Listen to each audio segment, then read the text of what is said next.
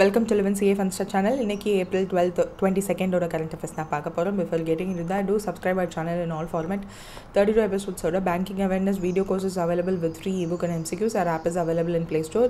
1 year subscription க்கு descriptionலயும் first commentலயும் link இருக்கும். If you click it, you can get the offer. So the first news is World Earth Day. So Earth Day இந்த வருஷத்தோட theme என்ன அப்படின்னு கேட்டிருக்காங்க. Power R planet அப்படின்றது தான் இந்த வருஷத்தோட தீம். April 22nd தான் வந்து இந்த டேவை வந்து நம்ம அப்சர்வ் பண்ணுறோம். இது 1 million பீப்புள் மேலே குளோபலி என்கேஜ் ஆகி ட்ரீ பிளான்டிங் அண்ட் க்ளீனப்ஸ் எல்லாம் பண்ணுவாங்க இந்த ஒரு Earth Day அன்னைக்கு. ஸோ ரினியூவபிள் எனர்ஜியாக அடாப்ட் பண்ணுறதுக்கு ப்ரமோஷனும் அண்ட் சஸ்டைனபிள் லைஃப் ஸ்டைல் ப்ராக்டிசஸை அட்வொகேட் பண்ணுறதுக்கு என்கரேஜ் பண்ணுறதுக்கு இந்த மாதிரி நிறைய விஷயங்கள் வந்து இந்த ஒரு பர்டிகுலர் டே அன்னைக்கு பண்ணுவாங்க. So environmental conservation policy. So mostly ஏர்த்தை கன்சர்வ் பண்ணுறதுக்காக என்ன மாதிரியான விஷயங்கள்லாம் பண்ணணுமோ அதுதான் பண்ணுவாங்க. So International Mother Earth Day அப்படின்னு கூட சொல்லுவாங்க, ஆர் வேர்ல்ட் எர்த் டே. இது ரெண்டும் April 22nd தான். ஸோ இதில் வந்து யுனைடெட் ஜெனரல் அசம்பிளி வந்து 2009 தான் வந்து இந்த ஒரு டேவை வந்து எஸ்டாப்ளிஷ் பண்ணாங்க. ஸோ அந்த data was not there. So first time we observed on April 22nd 1970. So அப்போ வந்து அந்த செனேட்டர் கேலார்ட் நெல்சன் அப்படின்றவர் தான் வந்து இந்த ஒரு டேவே வந்து ஃபவுண்ட் பண்ணியிருப்பார். ஸோ அந்த story was not here, but yeah இது தெரிஞ்சுக்கோங்க. செனேட்டர் கேலார்ட் நெல்சன் வந்து இந்த டே வந்து ஆர்கனைஸ் பண்ணார். ஸோ எதுக்கு இந்த டே அப்படின்னா, மோஸ்ட்லி நம்மளோட எர்த் என்விரான்மெண்ட் டிகிரேடேஷன், எர்த்தை கன்சர்வ் பண்ணணும், நிறைய விஷயங்கள் like health and services, ecology எல்லாத்தையுமே வந்து கன்சர்வ் பண்ணணும் அப்படின்றதுக்காக ஸ்டார்ட் பண்ணது தான் இது. ஸோ இந்த செனேட்டர்ன்றது வந்து அவர் தான் ஃபர்ஸ்ட் டைம் இந்த ஒரு he is an environmental activist. So அவர் தான் April 22nd 1970 அப்போது எர்த் டேன்னு ஒன்று அப்சர்வ் பண்ணலாம் அப்படின்னு சொல்லி ஆரம்பித்தார். ஸோ அதுலேருந்து கொஞ்சம் கொஞ்சமாக யூனிவர்சிட்டிஸ் ப்ரைமரி அண்ட் செகண்டரி ஸ்கூல்ஸ்லாம் போயிட்டு எர்த்தை கன்சர்வ் பண்ணுறது எப்படி, ட்ரீ பிளான்டேஷன் அதிகமாக பண்ணணும், ரொம்ப எக்ஸ்ப்ளாய்ட் பண்ணக்கூடாதுன்னு அவர் ஆரம்பித்தது. கொஞ்சம் கொஞ்சமாக அப்படியே என்விரான்மெண்டல் ப்ரொடெக்ஷன் ஏஜென்சிஸ், EPAன்னு சொல்லுவாங்க, யூஎஸோடதில். ஸோ அவங்களும் வந்து கொஞ்சம் கொஞ்சமாக அதை எஸ்டாப்ளிஷ் பண்ணி on the whole United general assembly 2009 அப்போது இதை ஒரு இன்டர்நேஷ்னல் டேவாக அனௌன்ஸ் பண்ணாங்க. ஸோ அவர் அந்த ஆக்டிவிஸ்ட் கேலார்ட் நெல்சன் இருக்கார் இல்லையா, இவர் கொண்டு வரும்போது எர்த் டே அப்படின்னு தான் கொண்டு வந்தார். அதனால தான் வேர்ல்டு எர்த் டேன்னு இருந்துச்சு. அதுக்கப்புறம் UN அனௌன்ஸ் பண்ணும்போது இன்டர்நேஷ்னல் மதர் எர்த் டே அப்படின்னு அனௌன்ஸ் பண்ணாங்க. So that's it. நெக்ஸ்ட் வந்து ஏஷியன் அண்டர் 18 அத்லெட்டிக்ஸ் சாம்பியன்ஷிப் 2025 என்ன டிஸ்டன்ஸில் நிச்சய் சில்வர் மெடல் வின் பண்ணார் ஷார்ட் புட் த்ரோவில் அப்படின்னு கேட்டிருக்காங்க. ஸோ ஷார்ட் புட்டில் 19.59 மீட்டர்ஸ். ஸோ இந்த ஏஷியன் அண்டர் 18 அத்லெட்டிக்ஸ் சாம்பியன்ஷிப் வந்து 6th டைம் நடக்குது இந்த இது. ஸோ 2025 நடக்கிறது வந்து 6th time. So 3 day event நடக்குது. எங்கன்னா சவுதி அரேபியாவில் டமம் அப்படின்ற இடத்துல. அங்கே நடந்ததில் என்னெல்லாம் நிறைய ஈவெண்ட்ஸ்லாம் இருந்துச்சு, like heptathlon, 400 metre, hammer throw, triple jump, shot put, அந்த மாதிரி நிறைய விஷயங்கள் நடந்திருக்கு. அதில் வந்து டோட்டல் மெடல் டேலியில் வந்து சைனா தான் ஃபஸ்ட்டு பொசிஷனில் இருந்திருப்பாங்க. 19 கோல்டு, 12 சில்வர், 5 பிரான்ஸு, மொத்தம் 36 மெடல்ஸோட first China, second Uzbekistan, third வந்து ஜப்பான். நம்ம வந்து 8th பொசிஷனில் இருக்கோம். 1 கோல்டு, 5 சில்வர், 5 பிரான்ஸு, மொத்தம் 11 மெடல்ஸோட நம்ம வந்து 8th பொசிஷனில் இருக்கோம். So this is the total thing. இதில் இவர் வந்து சில்வர் மெடல் வாங்கியிருக்காரு இல்லையா, 5 சில்வர் மெடலில் இவரும் ஒரு சில்வர். ஸோ அதனால நம்ம இப்போ நியூஸில் பார்க்குறோம். அண்ட் ஹரியானாலேருந்து he is just 16 years old.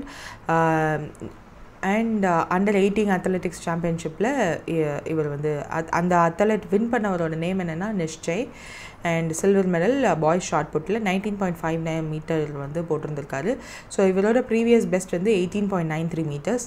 So total medals at the meet 2 medal வாங்கியிருந்திருக்காரு. யார் அந்த கோல்டு மெடல் அப்படின்னா ஹிமான்ஷு ஜக்ஹார் அப்படின்றவர் தான் வந்து gold medal in javelin throw. So javelin throw is more popular now in India அப்படின்றது தெரிஞ்சுக்கோங்க. ஸோ 67.57 மீட்டர் வந்து த்ரோ பண்ணி சைனா லூ ஹோ அப்படின்றவரை பீட் பண்ணியிருக்காரு. அண்ட் உஸ்பெகிஸ்தான் தேர்டு அந்த இதில். So first ever gold medal in boys javelin throw at Asian under athletics சாம்பியன்ஷிப்னால் அது இதுதான். ஸோ இது முன்னாடி நம்ம வாங்கினதில்லை. ஸோ இதுதான் first time we are getting. Gupta அப்படின்றவங்க வந்து silver medal in boys 5000 metre race walk event அந்த இதில். And 17-year-old army boys sports company cadet அப்படின்ற அந்த கேடட் ஃபுல்லாகவே வந்து செகண்ட் பொசிஷன் வாங்கியிருந்திருப்பாங்க. 400 மீட்டர் ரேஸில் வந்து தனு அப்படின்றவங்க வந்து சில்வர் மெடல் வின் பண்ணியிருப்பாங்க. ஸோ அதுக்கப்புறம் நிச்சய் இவங்க தான். ஸோ இவங்க ஒரு சில்வர் மெடல். ஸோ இந்த மாதிரி அந்த லிஸ்ட் இருக்குது. So if you want you can take a look. But gold medal is important. ஏன்னா இதுதான் ஃபர்ஸ்ட் எவர் ஏஷியன் அத்லெட்டிக்ஸில் நம்ம கோல்டு வாங்குறது. அதுவும் அண்டர்-18 அத்லெட்டிக்ஸ் சாம்பியன்ஷிப்பில், அதுவும் எஸ்பெஷலி பாய்ஸ் ஜாவ்லிங் த்ரோவில் இதுதான் first ever gold medal. So that is important. So இந்த வருஷம் 2025 most influential people list for pioneering microfinance and social business அப்படின்னு சொல்லி கேட்டிருக்காங்க. ஆக்சுவலாக இதில் அந்த மாதிரியான ஒரு கேட்டகரிலாம் இல்லை. லாஸ்ட் இயர் வந்து ஆலியா பட்லாம் இருந்தாங்க. ஒலிம்பிக் சாக்ஷி மாலிக் அவங்களாம் இந்த டைம்ஸ் 100ல் இருந்தாங்க. பட் இந்த தடவை இந்த சாக்ஷி மாலிக் எலான் மஸ்க் ஆலியா பட்லாம் இருந்தாங்க. பட் இந்த தடவை இவங்க Indian influencers or Indian actors யாருமே இல்லை. ஸோ இந்தியன் ஆரிஜினில் உள்ள Microsoft CEO Satya Nadella, world பேங்கோட பிரசிடென்ட்டான அஜய் பங்கா அண்ட் ஆக்டர் தேவ் பட்டேல் இவங்க எல்லாமே வந்து குளோபல் ரீச்சில் இருக்காங்க. பட் இந்தியன் ஆரிஜின் தான். இந்தியாவில் இப்போ சிட்டிசன்ஸ் இல்லைல்ல. ஸோ அதனால் இது அவங்க இருந்தாலும் கன்சிடர் பண்ண முடியாது.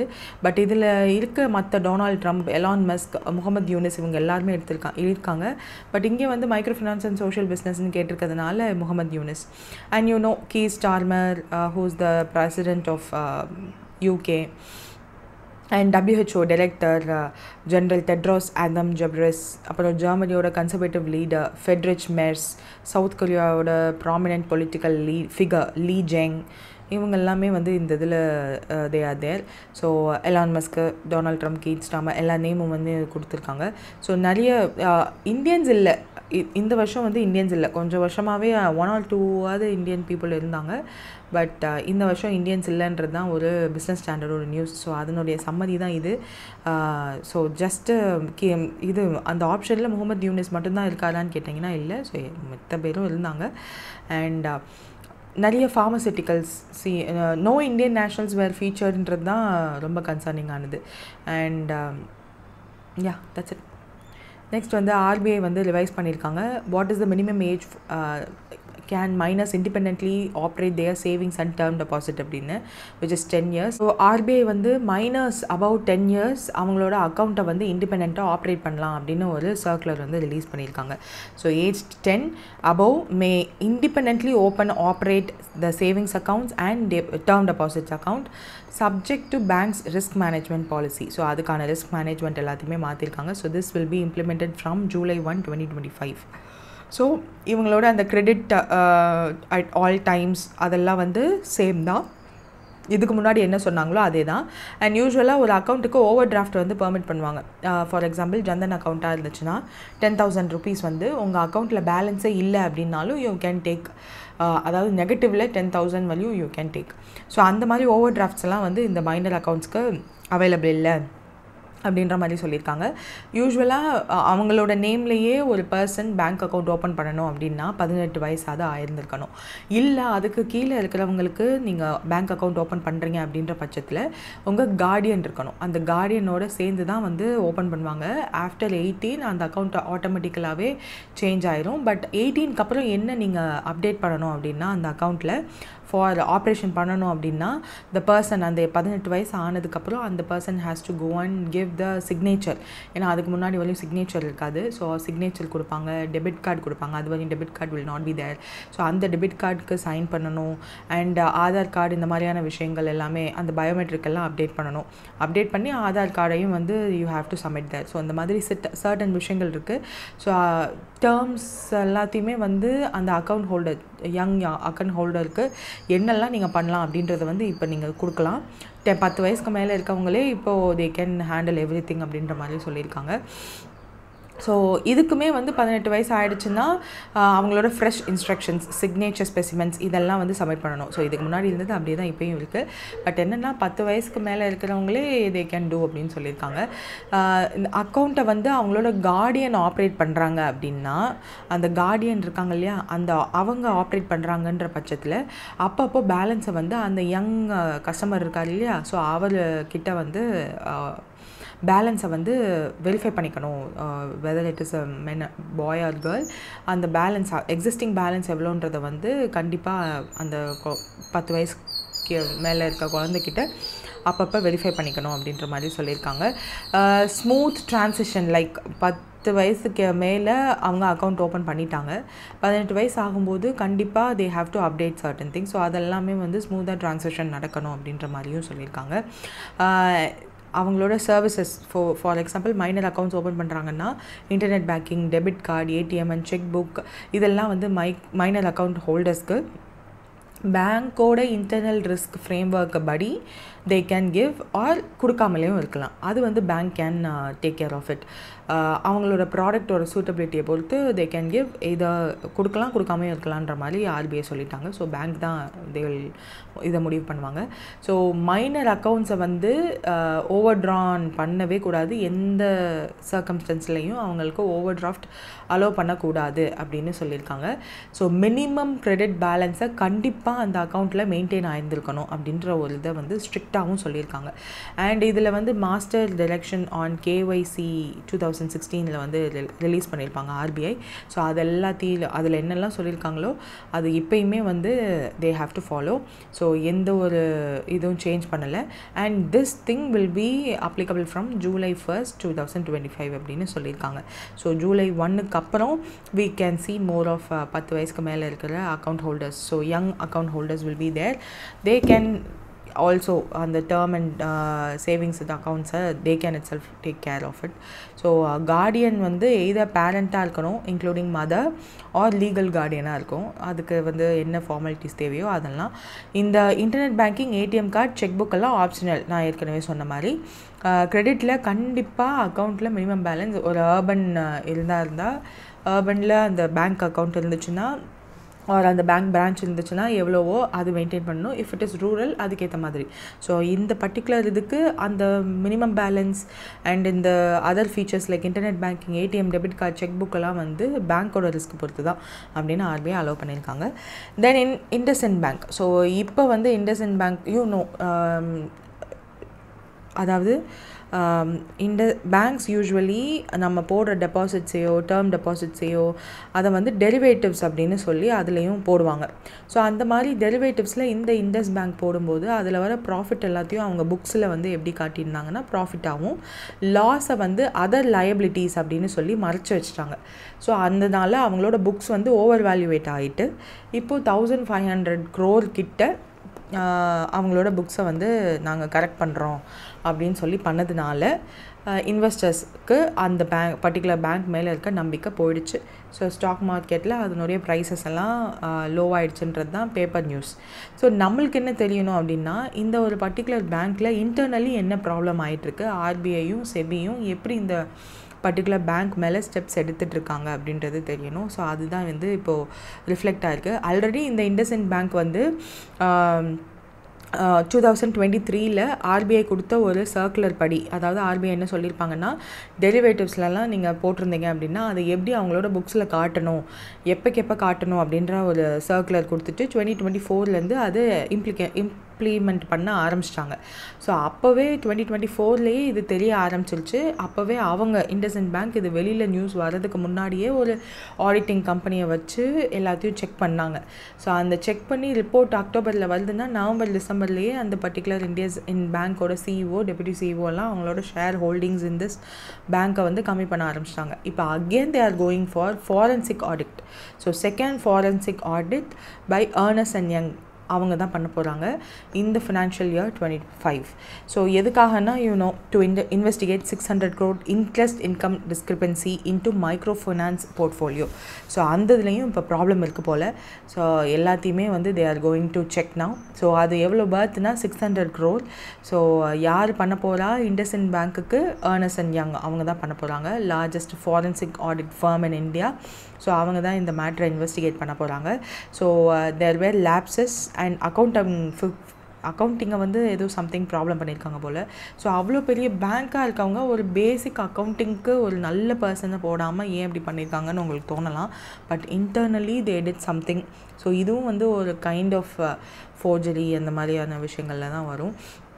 ஸோ என்ன பண்ண போகிறாங்கன்னா செகண்ட் ஃபாரன்சிக் ஆடிட் பண்ண போகிறாங்க. ஃபர்ஸ்ட் வந்து கிராண்ட் த்ரான்டன் பாரத் அவங்களால பண்ணப்பட்டது டெரிவேட்டிவ்ஸ் அக்கௌண்டிங் இர்ரெகுலேட்டரிஸ். நான் சொன்னேன் இல்லையா ஏற்கனவே பண்ணாங்கன்னு. ஸோ அது வந்து நடந்திருக்கு. யார்? கிராண்ட் த்ரான்டன் பாரத் அப்படின்றவங்க தான் பண்ணாங்க. அதுக்கப்புறம் இப்போ அடிஷ்னல் ஆடிட் இன்வால்மெண்ட் வந்து PwC பண்ணாங்க. அண்ட் அதில் தான் 1979 crore லாஸ் வந்து அவங்க புக் பண்ணாங்க March 2024 குவார்ட்டருக்கு. And now communications initiated under section 143(12) of companies act படி. ஸோ ஃப்ராட் இருக்க ஆடிட்டர்ஸ் வந்து ஃப்ராட் பண்ணியிருப்பாங்கன்ற ஒரு டவுட் இருக்குது. அதுக்கான ஃபாரன்சிக் ஆடிட் தான் இப்போ வந்து சொல்லியிருக்காங்க. So for what is this forensic audit அப்படின்னா, ஆடிட்னா they will investigate the financial records of the particular company. So அதுலேருந்து ஏதாவது ஃப்ராட் பண்ணியிருக்காங்களான்னு டிடெக்ட் பண்ணுவாங்க. ரிப்போர்ட்டிங் எதுவும் மிஸ்ரிப்போர்ட் பண்ணியிருக்காங்களா, ஏதாவது லேப்ஸஸ் இருக்கா இன்டர்னல் கண்ட்ரோலில் அப்படின்னு சொல்லிட்டு. ஸோ அது எல்லாத்தையும் they will check. So this is the news now. Next வந்து which bank emerged as the top gainer on Nifty Bank Index due to the strong Q4 performance ன்னு கேட்டிருக்காங்க. ஸோ நிஃப்டி பேங்க் இண்டெக்ஸ் அப்படின்றது national stock எக்ஸ்சேஞ்சில் top 50 or top 100 அந்த மாதிரி ஒரு particular number of ஸ்டாக்ஸை வந்து club பண்ணி ஒரு இண்டெக்ஸ் அப்படின்னு வைப்பாங்க. ஸோ அது வந்து நிஃப்டி 50 அந்த மாதிரி இருக்கிறது வந்து 50. நிஃப்டியில் டாப் 50 ஸ்டாக்ஸை வந்து எடுத்துகிட்டு நிஃப்டி 50ன்னு கேல்குலேட் பண்ணி அதுக்கு ஒரு இண்டெக்ஸ் கொடுக்குறது அது தனி. அதே மாதிரி பேங்க்ஸ் இருக்கு இல்லையா, ஸோ அதெல்லாத்தையும் கிளப் பண்ணி நிஃப்டி பேங்க் இண்டெக்ஸ் அப்படின்னு ஒன்று வச்சுருப்பாங்க. இதில் இப்போது Q4 அதாவது லாஸ்ட் ஃபினான்ஷியல் இயரில் Q4 நல்ல ஸ்ட்ராங் பர்ஃபார்மன்ஸ் பண்ணதுனால ஒரு பேங்க் வந்து டாப் கெய்னராக இருந்திருக்காங்க. அது யார் அப்படின்னு கேட்டிருக்காங்க. AU ஸ்மால் ஃபினான்ஸ் பேங்க் தான். ஸோ நிஃப்டி பேங்க் இண்டெக்ஸில் ரெக்கார்ட் ஹை வந்து இவங்க க்ரியேட் பண்ணியிருந்திருக்காங்க. ஸோ மண்டேவோட மார்க்கெட் பர்ஃபார்மன்ஸ் படி சொல்லியிருக்காங்க. ஸோ நிஃப்டி பேங்க் இண்டெக்ஸ் வந்து மொத்தம் அந்த நிஃப்டி பேங்க் இண்டெக்ஸே வந்து 1.9% அதிகமாக இருந்திருக்கு. அண்ட் ஆல் டைம் ஹையில் க்ளோஸ் ஆகியிருந்திருக்கு. அண்ட் நிஃப்டி 50யுமே வந்து 1.15% வந்து கிளைம் ஆகியிருந்திருக்கு. ஸோ இதெல்லாம் வந்து ஏன் சொல்கிறாங்கன்னா, இதுக்கு முன்னாடி because of the trade tariff டென்ஷன்ஸ்னால எல்லாமே டவுன் ரெட்டில் இருந்தது. இப்போ கொஞ்சம் கொஞ்சமாக மாறிட்டுருக்கு. அதில் பேங்க் ஸ்டாக்ஸாக இப்போ ரொம்ப நம்புகிற விதமாக இருக்குது. பட் இந்த டைத்துலேயுமே வந்து இந்த IndusInd பேங்க் மாதிரி ப்ராப்ளம் பண்ணுறதுனால அண்ட் ஜென்சால் ப்ராப்ளமும் இப்போ ரீசெண்டாக நடந்தது. ஸோ இதனால கொஞ்சம் ஒரு அன்சர்டனிட்டி இருந்தாலும் நம்பி சில இதில் போட தான் செய்கிறாங்க. அதில் AU ஸ்மால் ஃபினான்ஸ் பேங்க் தான் டாப் கெய்னர். ஸோ 7.3% ரைஸ் ஆகியிருந்திருக்கு. IDFC first bank 5.8%, IndusInd bank 4% gain ஆகிருக்கு. பிகாஸ் ஆஃப் ஆஃப்டர் டவுனுக்கு அப்புறம் இப்போது நல்லதாக ஓரளவுக்கு வருது அப்படின்றத சொல்லியிருக்காங்க. Better than expected March quarter results and rising investors preference for domestic banking stocks and ஏன்னா ட்ரேட் அன்சர்டனிட்டி இருக்கிறதுனால. அண்ட் நடுவில் வந்து ரொம்ப பாப்புலர் ஆனது என்னென்னா, மற்ற கண்ட்ரியோட ஸ்டாக்ஸையும் நீங்கள் வாங்கலான்ற மாதிரி பாப்புலர் ஆச்சு.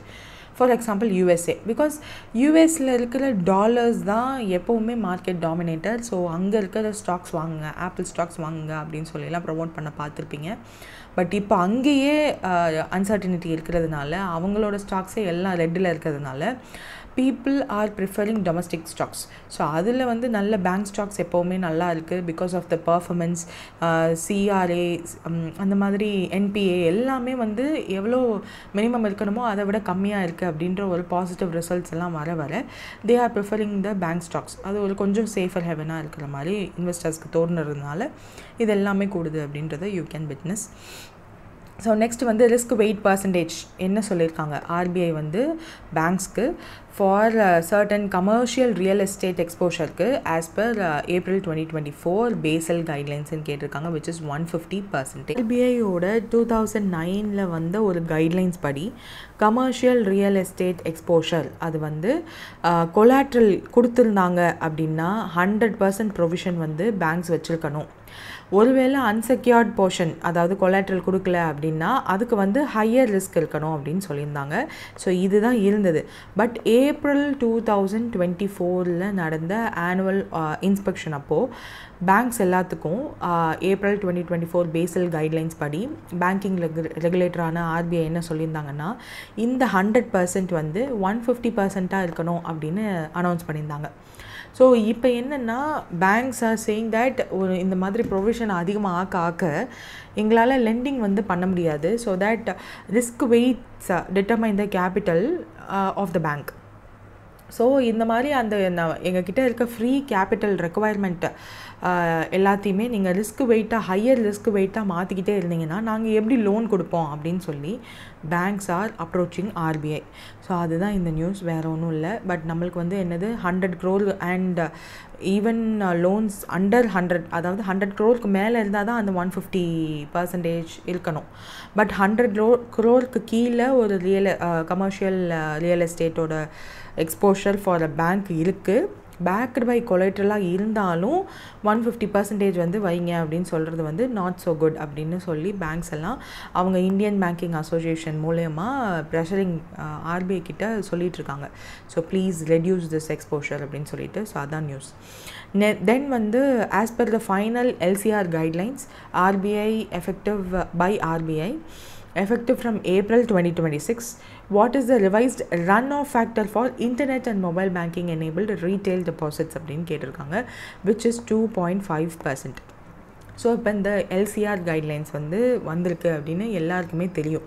ஸோ இந்த லிக்விடிட்டி கவரேஜ் ரேஷியோ எப்படி இருக்குது, என்ன மாதிரியான சேஞ்சஸ் இருக்குது அப்படின்னு நிறைய வீடியோஸ் வந்து போட்டுட்டாங்க. அண்ட் மின்ட்லலாம் வந்து ரொம்ப கிளியர் கட்டாக கம்பேர் பண்ணியே கொடுத்துட்டாங்க. ஸோ இந்த லிக்விடிட்டி கவரேஜ் ரேஷியோ அப்படின்னா என்ன, அவங்க இப்போ என்ன மாற்றிருக்காங்க அப்படின்றது எல்லாத்தையுமே டீட்டெயில். ஃபஸ்ட்டு லிக்விடிட்டி கவரேஜ் ரேஷியோனா என்னன்னு சொல்லிடுறேன். ஸோ இது வந்து நான் ஏற்கனவே லிக்விடிட்டி கவரேஜ் ரேஷியோனா என்னன்னு சொல்லியிருக்கேன்.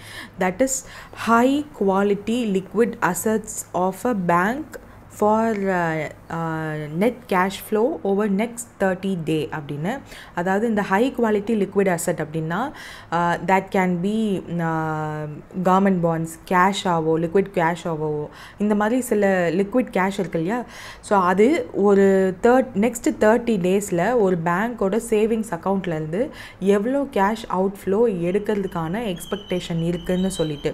ஃபார் எக்ஸாம்பிள் கஸ்டமர்ஸ் வந்து வித்ட்ரா எவ்வளோ பண்ணுவாங்க, இல்லை லோன் ரீபேமெண்ட் பண்ணுவாங்க எவ்வளோ, அண்ட் இது எல்லாத்தையும் கேல்குலேட் பண்ணுறது தான் நெட் எக்ஸ்பெக்டட் கேஷ் அவுட்ஃப்ளோ அப்படின்னு சொல்லுவாங்க. ஸோ அது எல்லாத்தையும் நெக்ஸ்ட் 30 daysக்கு எப்படி இருக்கும் அப்படின்னு டோட்டல் எக்ஸ்பெக்டட் கேஷ் அவுட்ஃப்ளோவை பேங்க் வந்து கணக்கு பண்ணிவிட்டு அதை வந்து ஹை குவாலிட்டி லிக்விட் அசட்டாக வச்சுருக்கணும். அந்த ஹை குவாலிட்டி லிக்விட் அசட்னால் என்னென்னா கேஷாகவே இருக்கணும், இல்லை கவர்மெண்ட் பாண்டாக இருக்கணும். அதாவது ஈஸியாக கேஷாக கன்வெர்ட் பண்ணக்கூடிய அசட்ஸ் எல்லாம் ஹை குவாலிட்டி லிக்விட் அசட்ஸ்.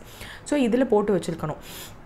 இதில் வந்து அந்த 30 day ஸ்ட்ரெஸ் செனாரியோ எப்படி வேணாலும் இருக்கலாம்.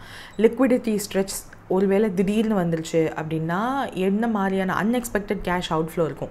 ஸோ அதெல்லாம் பேங்க் தாங்கணும். ஸோ அதை தாங்கணும் அப்படின்னா தே have to have this high quality liquid asset. அதனால தான் இப்போ இதுக்கு முன்னாடி பார்த்த ப்ரொவிஷனிங்லாம் பார்த்தோம்ல, அந்த ப்ரொவிஷனிங்லாம் வந்து ஒருவேளை என்பிஏவானா பண்ணுறது. பட் இந்த மாதிரியான விஷயங்களும் பண்ணணும், they have to have.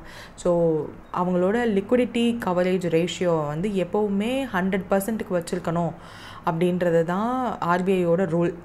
And committee on banking supervision BCBS அப்படின்ற ஒரு Basel committee on banking supervision LCRஐ இன்ட்ரடியூஸ் பண்ணாங்க. பேசல் 3 நார்ம்ஸில் இன்ட்ரடியூஸ் பண்ண ஃப்ரேம் ஒர்க் தான் இந்த LCR. இப்போ பேங்க்ஸோட சேஃப்டி நெட்டுக்காக தான் இது வந்து ஆக்ட் பண்ணோம். இதுக்கு ஒரு லிக்விடிட்டி கவரேஜ் ரேஷியோன்னு இதுக்கு முன்னாடி ஒரு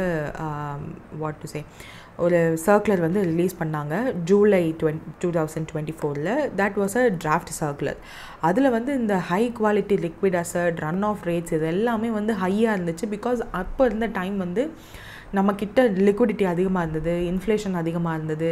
ஸோ அப்போது அந்த டயத்தை கால்குலேட் பண்ணி கொடுத்தது எல்லாமே. இப்போ ஆல்ரெடி லிக்விடிட்டி க்ரைசிஸ் இருக்குது, நிறைய ப்ராப்ளம் அன்சர்டினிட்டி இருக்குது. அப்படின்ற போது சில விஷயங்களை மட்டும் அந்த ஜூலையில் சொன்ன அந்த டிராஃப்ட் சர்க்குலர்லேருந்து குட்டி குட்டி விஷயங்களை மாற்றி அனௌன்ஸ் பண்ணியிருக்காங்க. ஸோ ரன் ஆஃப் ரேட் அப்படின்னா on certain categories of deposits இருக்கு இல்லையா. ஸோ ரன் ஆஃப் ரேட்னா எவ்வளோ வெளியில் போகும் அப்படின்றத கால்குலேட் பண்ணுறது தான். தட் இஸ் கேஷ் எவ்வளோ அவுட்ஃப்ளோ ஆகும் அப்படின்றது. ஸோ அந்த டிராஃப்ட் சர்க்குலருக்கு ஃபீட்பேக்ஸ் எல்லாம் ரிசீவ் ஆகியிருந்திருக்கு. அது எல்லாத்தையும் கேர்ஃபுல்லாக எக்ஸாமின் பண்ணி ஃபைனல் கைட்லைன்ஸ் வந்து ஆர்பிஐ இஷ்யூ பண்ணியிருக்காங்க. ஸோ இதில் என்னென்னா additional runoff rates 2.5% to internet and mobile banking enabled retail and small business customers deposits.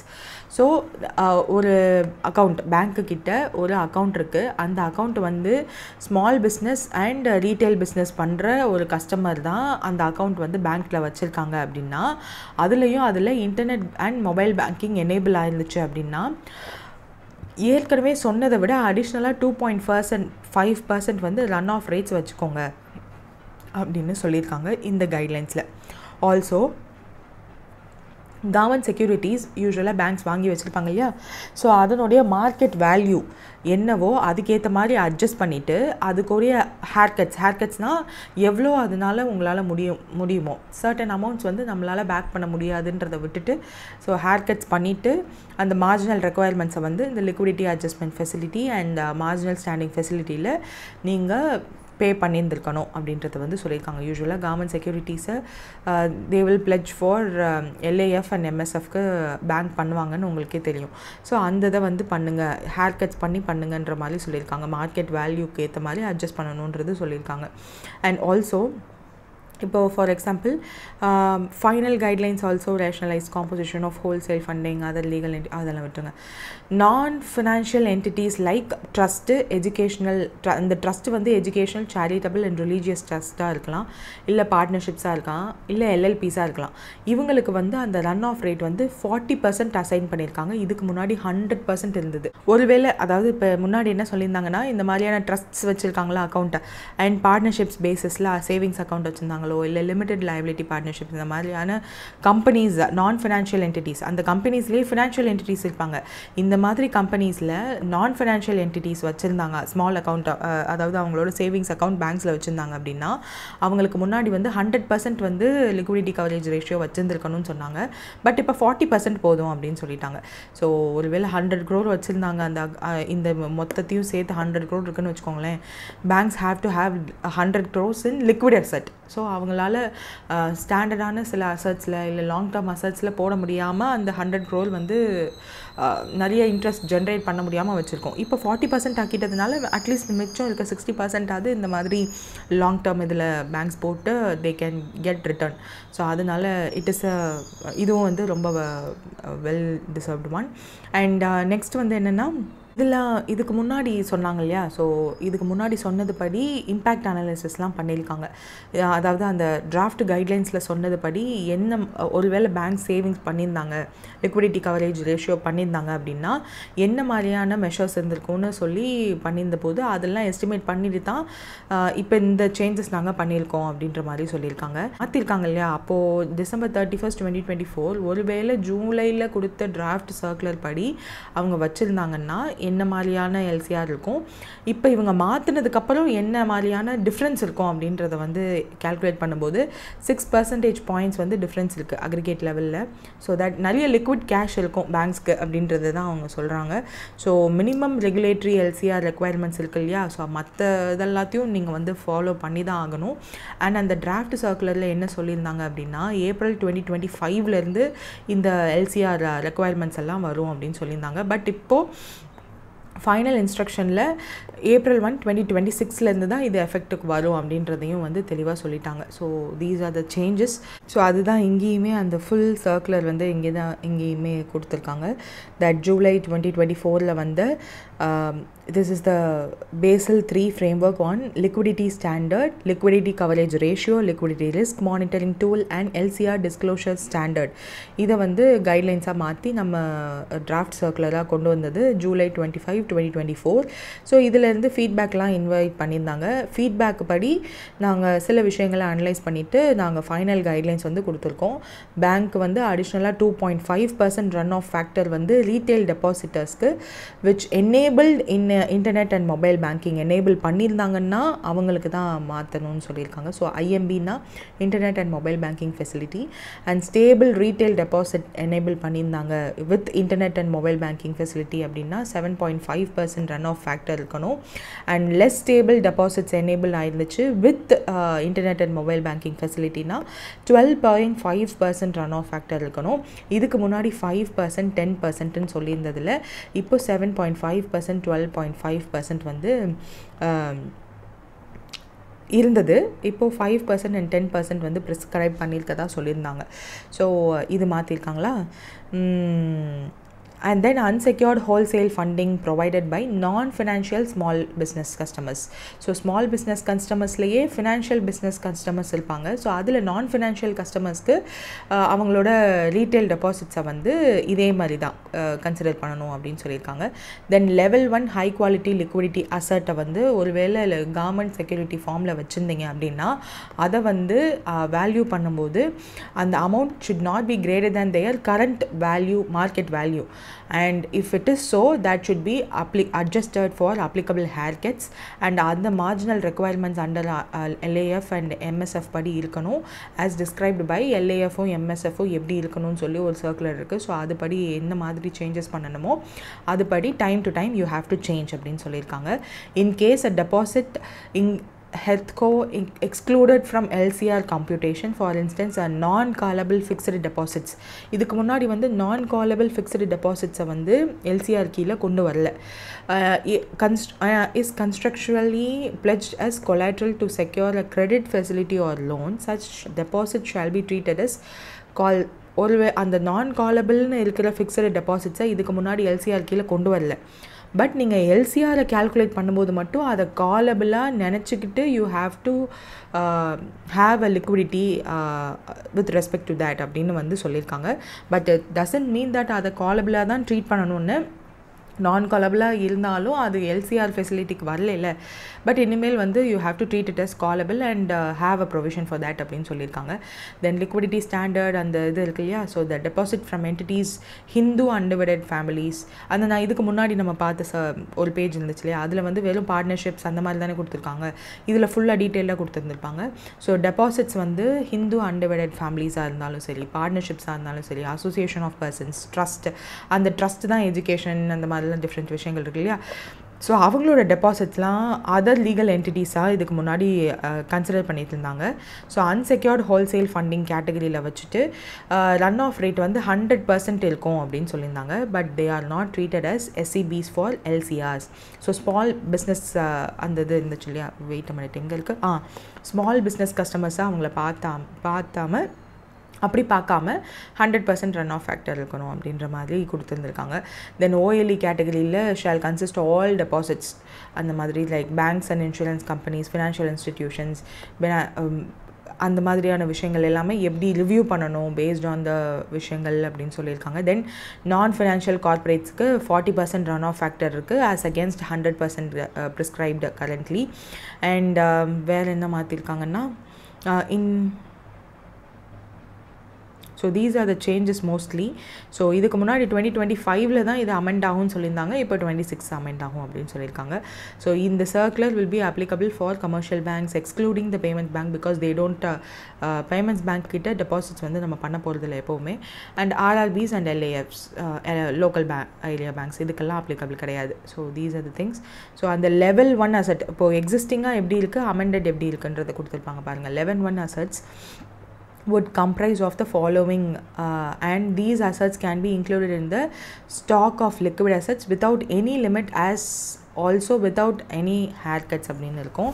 So இப்போ இதை தான் வந்து மாற்றிருக்காங்க. Level 1 assets can be included in the stock of high quality liquid asset without any limit as also without applying any haircut அப்படின்னு.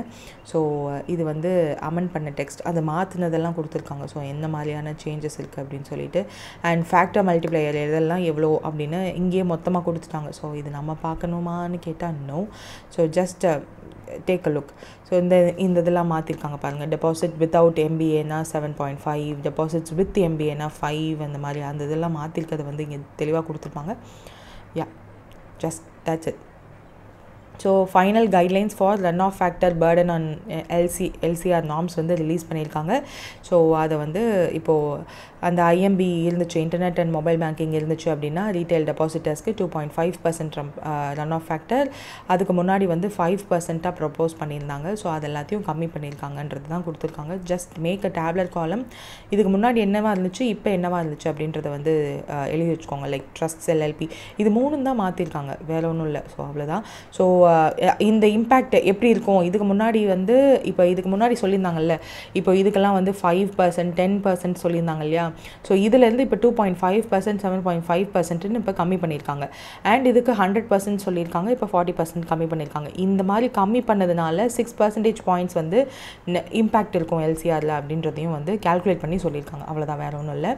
தென் world trade ஆர்கனைசேஷனோட global trade outlook 2025 வந்து வந்திருக்கு. So இது மட்டும் இல்லாமல் ஐஎம்எஃபோட வேர்ல்டு எக்கனாமிக் அவுட்லுக்கும் வந்திருக்கு. ஸோ அதிலலாம் வந்து நிறைய கான்ட்ரவர்சியாக இருந்திருக்கு. லைக் அவங்களால ப்ரெடிக்டே பண்ண முடியல என்ன மாதிரியான அன்சர்டனிட்டி இருக்கும் அப்படின்னு சொல்லிட்டு. ஸோ இதுலேயுமே வந்து குளோபல் ட்ரேட் அவுட்லுக் 2025ல் 0.2% டிக்ளைன் ஆகும் அப்படின்னு சொல்லி இந்த மொத்தம் 120 pages ரிப்போர்ட்டுமே வந்து if you can see and read you can, but if not just இதில் என்ன சொல்லியிருக்காங்களோ அதை மட்டும் பார்த்துக்கோங்க. வேர்ல்ட் ட்ரேட் ஆர்கனைசேஷன் தான் இந்த ரிப்போர்ட்டை வந்து ரிலீஸ் பண்ணுறாங்க. 2025ல் ஃபுல்லாக குளோபல் ட்ரேட் எப்படி இருக்கும் அப்படின்றத ப்ரொஜெக்ட் பண்ணி சொல்லியிருக்காங்க. மர்ச்சன்டைஸ் ட்ரேட் வந்து கண்டிப்பாக கான்ட்ராக்ட் ஆகும், அது ஆல்ரெடி ஆகிட்டு தான் இருக்குது இந்த 2 monthsலேயே. சர்வீஸ் ட்ரேடில் க்ரோத் இருக்குன்னு சொல்கிறாங்க. பட் அதுவுமே வந்து இன்ஃபோசிஸ், விப்ரோ மாதிரியான டிசிஎஸ் மாதிரியான சர்வீஸ் செக்டாரும் வந்து யூஎஸ் டிபெண்ட் பண்ணியிருக்கிறதுனால, அதாவது service sector which are dependent on US அங்கே ரிசெஷன் வந்துச்சு அப்படின்னா இவங்களும் வந்து பாதிக்கப்படுவாங்கன்றதை வந்து அவங்க சொல்லியிருந்தாங்க already. And least developing countries ரொம்ப வல்னரபிளாக இருக்கும் அப்படின்றதும் வந்து சொல்லியிருந்தாங்க. ஸோ வேர்ல்ட் ட்ரேட் ஆர்கனைசேஷன் தான் இந்த ஒரு பர்டிகுலர் ரிப்போர்ட்டை வந்து ரிலீஸ் பண்ணாங்க. So these are the projections. So global merchandise ட்ரேட்மே வந்து 0.2% வந்து கம்மியாகும். மேக்ஸிமம் பொட்டென்ஷியல் டிக்ளைன் வந்து 1.5% because of the tariff escalation. So கண்டிப்பாக இப்போ டேரிஃப் வந்து கம்மியாகும்னு நினைக்கிறேன். பிகாஸ் இப்போது they are in the talks with China to reduce tariffs. இப்போ தான் ட்ரம்ப் வந்து இறங்க ஆரம்பிச்சிருக்காரு. that is because obviously government பாண்ட்ஸ்னால தான். கவர்மெண்ட் பாண்ட்ஸ் இன்வெஸ்டர்ஸை வந்து நிறைய ஒரு நிக்நேம்லாம் வச்சு கூப்பிட ஆரம்பிச்சிட்டாங்க. ஸோ அந்தளவுக்கு கவர்மெண்ட் பாண்ட்ஸோட ஈல்டு அது மேலே உள்ள நம்பிக்கை போச்சுன்னா ஒரு கவர்மெண்ட்னால் இண்டிபெண்ட்டாக செயல்படக்கூட முடியாதுன்றதை வந்து ரொம்ப அழகாக டிஸ்கிரைப் பண்ணியிருக்கு. ஸோ இதை ஏதாவது அனலைஸ் பண்ணி நீங்கள் டிஸ்கிரிப்டிவ் எதுவும் எழுதி வைக்கணும்னு நினச்சிங்கன்னா யூ கேன் டூ. அண்ட் நிறைய ஒப்பீனியன்ஸுமே வந்து எல்லா நியூஸ் பேப்பர்லேயுமே ரிலீஸ் ஆக ஆரம்பிக்குது. ஸோ ஃபினான்ஷியல் எக்ஸ்பிரஸில் தான் ஏதாவது இது ரிலேட்டடாக ஒப்பீனியன்ஸ் இருக்குது அப்படின்னா have a look at it, note down the points. Because future descriptive exams எல்லாத்துலேயுமே வந்து மோஸ்ட்லி பிஎட் எதுவாக இருந்தாலும் எந்த டிஸ்கிரிப்டிவாக இருந்தாலும் இதை பற்றின கொஞ்சமாவது விஷயங்கள் இருக்கும். ஸோ 1 or 2 lines நீங்கள் இதை பற்றி எழுதுகிற மாதிரியான நாலேஜோடு நீங்கள் இருக்கிறது பெட்டர். அண்ட் 4% க்ரோத் இருக்கும் சர்வீஸ் ட்ரேடில். மேஜர் டேரிஃப் இம்பேக்ட் வந்து பிகாஸ் ஆஃப் யூஎஸோட ரெசிப்ரோக்கல் டேரிஃப், யூஎஸ் சைனாவோட அந்த war. And regional impact north America தான் எக்ஸ்போர்ட் வந்து கண்டிப்பாக டிக்ளைன் ஆகும் 12.6%. அதே மாதிரி ஏஷியாவில் வந்து 1.6% க்ரோத் இருக்கும். அண்ட் யூரோப்பில் 1% க்ரோத் இருக்கும். So LDC exposure high due to the limited diversification அப்படின்னு. பிகாஸ் மற்ற கண்ட்ரீஸ்க்கு யாருமே வந்து ப்ரொடெக்ஷனிஸ்ட் மோடில் போகிறதுனால. ஸோ யூஎஸ் கேட்டதுக்கப்புறம் டேரிஃப் கம்மி பண்ணுங்கள், டாக்ஸஸை கம்மி பண்ணுங்கள் அப்படின்னு சொன்னதுக்கப்புறம் இயூவுமே வந்து எங்களுக்கும் எல்லாத்தையும் கம்மி பண்ணுங்கள் அப்படின்னு. பிகாஸ் தே ஆர் இன் என்ன சொல்கிறது talks with our Indian counterparts for free trade agreement. அது ரொம்ப வருஷமாக போயிட்டுருக்கு. ஸோ ஃபஸ்ட்டு யூகே கூட பேசிகிட்டு இருந்தோம். அண்ட் யூகே இயூவோட இல்லாதனால யூகே கூட தனியாக இயூ கூட தனியாக பண்ணிகிட்டு இருந்தோம். ஸோ இயூவோட நம்ம பண்ணோம், யூரோப்பியன் யூனியனோட நம்ம அந்த ஃப்ரீ ட்ராவல் ஃபார் ஏதோ ஒன்று எக்கனாமிக் பார்ட்னர்ஷிப் பண்ணாலும் சரி, எது பண்ணாலும் that will be huge opening point for our country. நிறைய எக்ஸ்போர்ட்ஸ் வந்து நம்ம பண்ணலாம். ரீசெண்டாக நம்ம ஒரு டைப் ஆஃப் மேங்கோ கூட யூரோப்பியன் கண்ட்ரீஸ்க்கு எக்ஸ்போர்ட் பண்ண ஆரம்பித்தோம். So that all those things were before Trump. But after Trump நிறையாவே சேஞ்சஸ் இருக்குது. ஸோ இது எல்லாத்தையுமே வந்து இந்தியாவோட ரேங்கிங்குமே வந்து just take a look. Then in FY25, which major company contributed approximately 70% of the India's record smartphone export exceeding 2 lakh crore கேட்டிருக்காங்க. ஆப்வியஸாக ஆப்பிள் தான். ஸோ அது எதனாலன்னு உங்களுக்கும் தெரியும், பிகாஸ் பிளைனில் வச்சு எடுத்துகிட்டு போனாங்க. ஸோ பேன் இண்டியா லெவலில் தமிழ்நாட்டில் தான் அதோட கீ ஹப்ஸ் இருக்குது. தமிழ்நாடு ஃபாக்ஸ்கான் அதெல்லாம் தமிழ்நாடு அண்ட் கர்நாடகா பெங்களூரில் தான் இருக்கிறதுனால. So India surpassed 2 lakh crore in smartphone exports in FY25, which is an all-time high for the sector. So local manufacturing boost பண்ணுது. ஸோ இதெல்லாம் இருந்தாலும் இப்போ ரீசெண்ட் டைம்ஸில் நம்மளோட கவர்மெண்ட்டோட டேக்ஸ் ரிலேட்டடான ப்ராப்ளம்னால எல்ஜி அண்ட் சாம்சங்குமே வந்து கோர்ட்டுக்கு போயிருக்காங்க. டைம் டு டைம் நம்ம கண்ட்ரி மேலே இருக்கிற இன்வெஸ்டர்ஸ் பேசும்போது வைக்கிற கிளைம் என்னென்னா அப்பப்போ டேக்ஸ் மாற்றிடுவாங்க. திடீர்னு இடியிலேருந்து ரைடு வருவாங்க, இதெல்லாம் தப்பு, இதெல்லாம் நீங்கள் மாற்றினா நீங்கள் வந்து கோர்ட்டுக்கு போங்க, இல்லை இவ்வளோ அமௌண்ட் கட்டுங்க அப்படின்ற மாதிரி ப்ராப்ளம், அந்த ஒரு பர்டிகுலர் ப்ராப்ளம் தான் கன்சர்னிங்காக இருக்குது அப்படின்றது வந்து சொல்லியிருப்பாங்க. அண்ட் யூனோ சாம்சங்குமே வந்து ரீசெண்ட் டைம்ஸில் நிறைய போராட்டம்லாம் பண்ணுறாங்க சென்னையில். பட் ஆப்வியஸாக அந்த ஒர்க்கர் சைடுலேருந்து பார்க்கும்போது தேர் இஸ் நோ அந்த ஹைக்கு கொடுக்கவே இல்லைன்றதை பார்க்கும்போது கன்சர்னிங்காக தான் இருக்குது. பட் அந்த சைடு ஹோலாக பார்க்கும்போது ஓகே, நம்ம கண்ட்ரியில் சீப் லேபருக்காக தான் அவன் வந்திருக்கான், பட் நம்ம இது டிமாண்ட் பண்ணலாமான்னு தோணுது. பட் ரெண்டு சைடுமே நியாயம் இருக்குது. We can't take a side in this thing.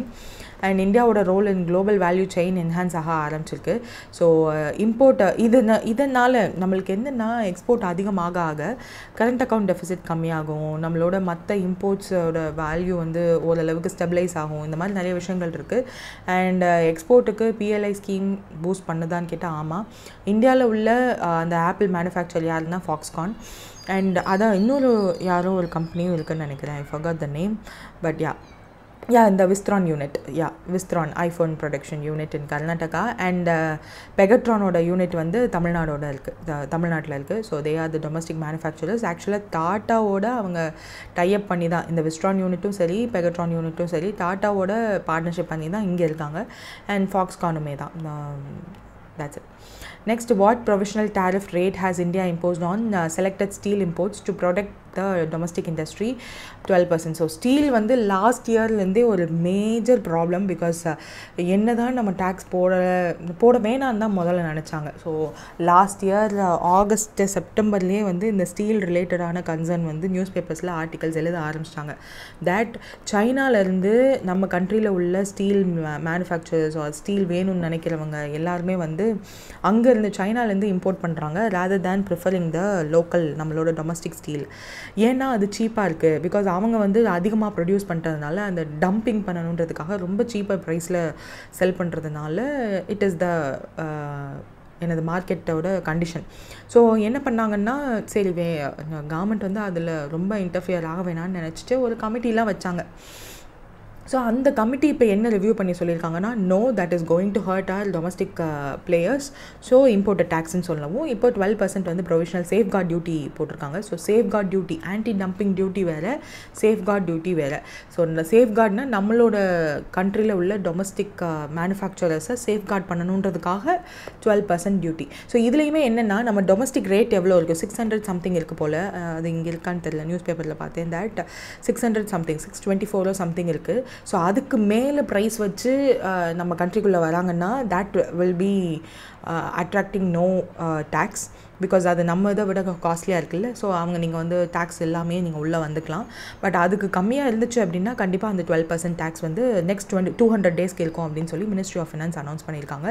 This is to stabilise the market condition, local steel ப்ரொடியூசர்ஸை சப்போர்ட் பண்ணுறதுக்காகவும் அண்ட் ஃபேர் காம்படிஷன் இருக்கணுன்றதுக்காகவும் தான் directorate general of trade remedies அவங்க தான் வந்து Indian authority from the ministry of commerce.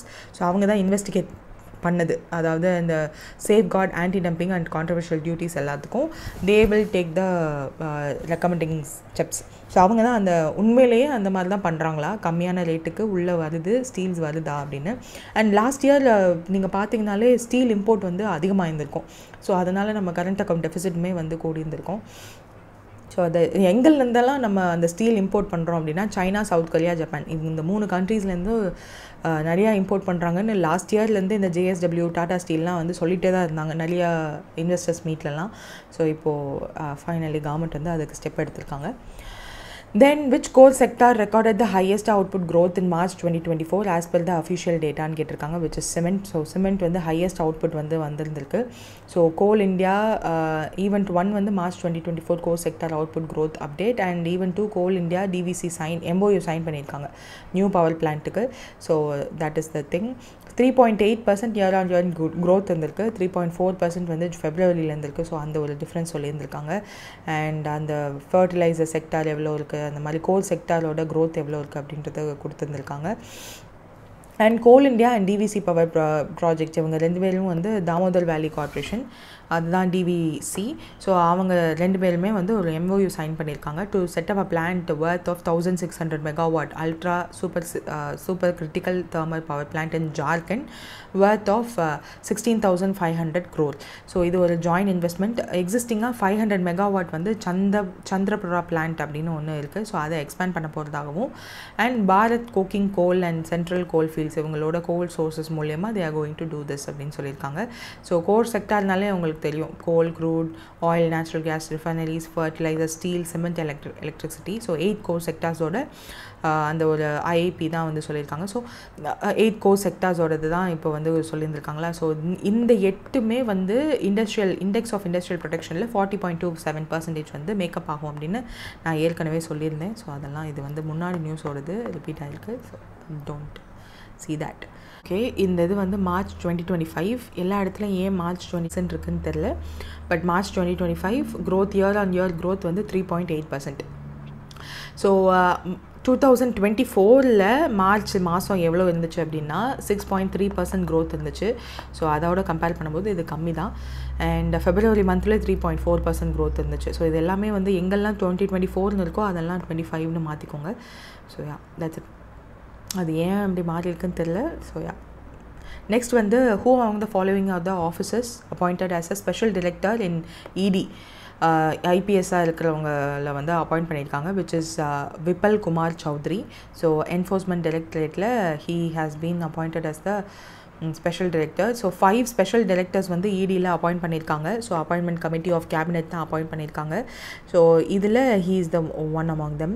So அது என்ன மாதிரியான விஷயங்கள்லாம் போட்டிருக்காங்க. So IPS officer Viplav Kumar Chaudhary 1997 batch and D Shankar, N Padmanabhan, Rajneesh Dev Forman, மனு தென்திவால் இவங்கெல்லாம் IRS ஆஃபீஸர்ஸ் அவங்கள அப்பாயிண்ட் பண்ணியிருக்காங்க. Total special directors and ED இப்போது 8 பேர் இருக்காங்க. ஃபுல் சாங்ஷன் ஸ்ட்ரென்த் இப்போது எவ்வளோ சாங்ஷன் பண்ணாங்களோ அவ்வளோ சாங்ஷன் ஸ்ட்ரென்த் இருக்குது. அண்ட் EDயோட டைரக்டர் யாருன்னா ராகுல் நிவின், IRS 1993 பேட்ச்.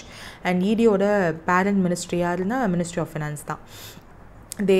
EDயால் என்னெல்லாம் பண்ண முடியும்னா PMLA இங்கே இருக்கு இல்லையா, யா Prevention of Money Laundering Act, Fugitive Economic Offenders Act and Foreign Exchange FEMA இருக்கு இல்லையா. ஸோ இது எல்லாத்தையும் படியும் they can take actions. Then new Secretary of DARE and Director General of ICAR in 2025 யார் அப்பாயிண்ட் பண்ணியிருக்காங்கன்னு கேட்டிருக்காங்க, டாக்டர் மக்தி லால் ஜட். ஸோ அது just நீங்கள் ரீட் பண்ணாங்கனாலே you know what is that அப்படின்னு. Next new registrar vigilance of Delhi ஹைகோர்ட்டை அப்பாயிண்ட் பண்ணியிருக்காங்க. யாருன்னா ஜட்ஜ் காவேரி பாஜ்விஜி அப்படின்னு சொல்லி ஒருத்தவங்களை அப்பாயிண்ட் பண்ணியிருக்காங்களா. Then Laureus world sportsmen's of the year award வந்து Laureus world sports awards announce பண்ணியிருக்காங்க. அந்த sportsman of the year award யாருக்கு கொடுத்துருக்காங்கன்னா மாண்டோ டுப்ளான்டிஸ் அவருக்கு தான் வந்து கொடுத்துருக்காங்க. இது வந்து மேட்ரிட் ஸ்பெயினில் நடந்திருக்கு. ஸோ 25th ஆனிவர்சரி இந்த வருஷம். ஸோ 2024 ஸ்போர்ட்ஸ் அச்சீவ்மெண்ட்ஸ் யாரெல்லாம் நல்லா பண்ணாங்களோ அவங்களுக்கு தான் இந்த ஒரு அவார்ட். ஸோ இது வந்து 2000 எஸ்டாப்ளிஷ் பண்ணது தான் இந்த Laureus world's sports awards. So ஸ்போர்ட்ஸோட ஆஸ்கர்ஸ்ன்னு சொல்கிற அளவுக்கு லாரியஸ் வேர்ல்ட்ஸ் ஸ்போர்ட்ஸ் அவார்ட்ஸ் வந்து சொல்கிறாங்க. So elite performance in global ஸ்போர்ட்டில் பண்ணுறவங்களுக்கு இந்த ஒரு award. So sports man of the year, sports women of the year, sport for good award, comeback of the year award அப்படின்னு நிறைய விஷயங்கள் கொடுக்குறாங்க. ஸோ கம்பேக்லாம் வந்து இன்ஜுரியிலேருந்து திரும்ப வந்து சம் பர்ஃபார்மன்ஸ் பண்ணுறாங்க இல்லையா, அவங்களுக்கு அந்த award. So sports man of the award Mondo Duplantis, women வந்து சைமான் பிலெஸ், டீம் வந்து Real Madrid, breakthrough of the year Lamine Yamal, comeback வந்து Rebecca Andrade, and sports person with disability Jiang Yuchen. அப்புறம் இது எல்லாமே கொடுத்துருக்காங்க. Just Rafael நடாலுக்கு sports icon award கொடுத்துருக்காங்க. Kelly ஸ்லேட்டருக்கு லைஃப் டைம் அச்சீவ்மெண்ட் அவார்ட் கொடுத்துருக்காங்க. So just take look at it. Then எந்த டிஜிட்டல் இனிஷியேட்டிவ் பிரைம் மினிஸ்டரோட award for excellence in public administration 2024 innovation centre கேட்டகரியில் வாங்கியிருக்குன்னு கேட்டிருக்காங்க. ஸோ இந்த பிரைம் மினிஸ்டரோட இந்த அவார்ட் கொடுக்க போகிறாங்க அப்படின்றத வந்து நம்ம ஜான்வரி மந்த் அதிலே பார்த்தோம். ஸோ இப்போ போஷன் ட்ராக்கருக்கு தான் இந்த அவார்டு வந்து கொடுத்துருக்காங்க. ஸோ 17th சிவில் சர்வீஸ் டே அப்போ தான் இந்த அவார்டு வந்து கொடுத்துருந்துருக்காங்க. April 21st தான் civil service day. And Poshan tracker அப்ளிகேஷனுக்கு which was developed by WCD ministry which is women and child development மினிஸ்ட்ரியால் டெவலப் பண்ணது தான். ஸோ அவங்களுக்கு தான் இந்த அவார்டு வந்து போயிருந்திருக்கு இனோவேஷன் சென்டர் அப்படின்ற கேட்டகரியில். So promoting nutrition for women children அப்படின்றது தான் இந்த ஒரு breakthrough theme. And Poshan tracker வந்து ஏற்கனவே நம்ம பேசிக்ஸ் எல்லாம் பார்த்துருக்கோம் 2021 வந்தது அந்த மாதிரியான விஷயங்கள்லாம். So just take a look at it. ஏற்கனவே நான் சொல்லியிருக்கேன் அதை பற்றி. அந்த ஒரு நோட்ஸ் எதுவும் எடுத்து வச்சுருந்தீங்கன்னா just recall it. Then according to Finance Minister Nirmala Sitharaman, when does India hope to finalize the first phase of its proposed trade deal with US? So யூஎஸோட நம்ம ட்ரேட் டாக்ஸில் நம்ம இருக்கோம். ஸோ அதுதான் இப்போ ஃபர்ஸ்ட் ப்ரியாரிட்டி. இதுக்கு முன்னாடி வந்து EU அந்த மாதிரியான கண்ட்ரீஸோடு பேசிகிட்டு இருந்தோம். ரீசெண்டாக நியூசிலாண்டோட ஃபைனலைஸ் ஆச்சு. பட் இப்போது ட்ரேட் வார்க்கு அப்புறம் யூஎஸோட தான் நம்ம அதிகமாக இம்பார்ட்டன்ஸ் கொடுக்குறோம். ஸோ அது வந்து ஃபால் 2025 ஃபைனலைஸ் ஆகிடும் அப்படின்னு நிர்மலா சீதாராமன் சொல்லியிருக்காங்க. So India's aim is to finalize the first phase of the proposed deal within US அப்படின்னு அந்த ஃபர்ஸ்ட் இதுக்குள்ளே பண்ணுவோம் அப்படின்னு சொல்லியிருக்காங்க. She visited San Francisco US. So 5-day visit போகும்போது இதை சொல்லியிருக்காங்க. So purpose of the visit என்னென்னா IMF அண்ட் வேர்ல்ட் பேங்கோட ஸ்ப்ரிங் மீட்டிங்கை வந்து அட்டெண்ட் பண்ணணும். G20 ஃபினான்ஸ் மினிஸ்டர்ஸோட ரெப்ரசன்டேஷனுக்கு ஒரு மீட்டிங் வைப்பாங்க. G20 ஆக்சுவலாக அந்த G20 மீட்டிங்க்கு முன்னாடி நிறைய அந்த மாதிரியான குட்டி குட்டி மினிஸ்டர்ஸ் மீட்டிங் இருக்கும். அதுலேயும் வந்து பார்ட்டிசிபேட் பண்ணவும் trade ties with US officials பேசுகிறதுக்காக பிகாஸ் ஆஃப் இப்போ டேரிஃப் பாஸில் இருக்கும். ஸோ அதனால அதை பேசுகிறதுக்காகவும் போயிருக்காங்க. ஃபர்ஸ்ட் ஃபேஸ் வந்து ஃபால் ஆஃப் 2025 ஃபைனலைஸ் ஆகும். ஸோ US as இந்தியாவோட largest trading partner worth of $129 billion bilateral trade. So அது எல்லாத்தையும் வந்து அட்ரஸ் பண்ணியிருக்காங்க. So let's see. We have trade surplus with US. இது எல்லாமே வந்து ஏற்கனவே நம்மளுக்கு தெரிஞ்ச கதை தான். ஸோ முதல்ல இந்த ஃபால் ஆஃப் 2025 அப்படி ஃபால் சீசன் அப்படின்னாலே என்னென்னா இந்த செப்டம்பர், அக்டோபர், நவம்பர். ஸோ சன்னு ஞாபகம் வச்சுக்கோங்க. ஸோ அதுதான் ஃபால். ஸோ அந்த டைம்குள்ளே நம்ம வந்து ஃபைனலைஸ் பண்ணுவோன்ற மாதிரி சொல்லியிருக்காங்க. அவ்வளோதான், வேறு ஒன்றும் இல்லை. Then from which academic year will Hindi become the mandatory third language for class 1 to 5 in மகாராஷ்டிராவோட இங்கிலீஷ் அண்ட் மராத்தி மீடியம் ஸ்கூல்ஸ்ன்னு கேட்டிருக்காங்க. ஸோ இது வந்து 2000 இந்த ஃபினான்ஷியல் இயர் வரப்போகுது இல்லையா, ஜூன்லேருந்து அப்போவே மாறும்னு சொன்னாங்க. பட் அதுக்கப்புறம் நம்மளோட அந்த வாட் டு சே அந்த சிவசேனா பார்ட்டி வந்து பிரேக் ஆகிருக்கு இல்லையா, ரெண்டாக அவங்க எல்லோரும் ஒன்று சேருவோம் அப்படின்னு சொல்லி பயங்கரமாக த்ரிட்டன் பண்ணதுக்கப்புறம் இதை வந்து இப்போ ஹால்ட் பண்ணிட்டாங்க. பட் ஹால்ட் பண்ணிட்டாங்கன்றதை ஞாபகம் வச்சுக்கோங்க. பட் அதுக்கு முன்னாடி ஹிந்தியை மேண்டேட்ரி ஆக்கணும்னு நினச்சாங்க அப்படின்றதையும் ஞாபகம் வச்சுக்கோங்க. பிகாஸ் NEP 2020 3 லாங்குவேஜ் ஃபார்முலா இருக்கு இல்லையா, அதை இம்ப்ளிமெண்ட் பண்ணணும்னு நினைக்கிறாங்க. அண்ட் மகாராஷ்டிராவில் இப்போது பிஜேபி பார்ட்னர்ஷிப்பில் உள்ள ஒரு பார்ட்டி தான் வந்து ரூலிங்கில் இருக்குது. So state council of education research and training அவங்க தான் ஸ்டேட் லெவலில் உள்ள body responsible for curriculum design. And மகாராஷ்டிராவோட அந்த ஸ்டடீஸ் ரிலேட்டடாக சப்போர்ட் இம்ப்ளிமெண்டேஷன் எல்லாமே அவங்க தான் பண்ணுவாங்க. ஸோ அவங்க தான் இதை அனௌன்ஸ் பண்ணாங்க. பட் சூன் ஆஃப்டர் தேட் த்ரெட்டனிங்லாம் வந்ததுக்கப்புறம் they paused it. So yeah, that's it for today. All the best for your exams, and if any, please do comment in the comment section below. Thank you. Bye.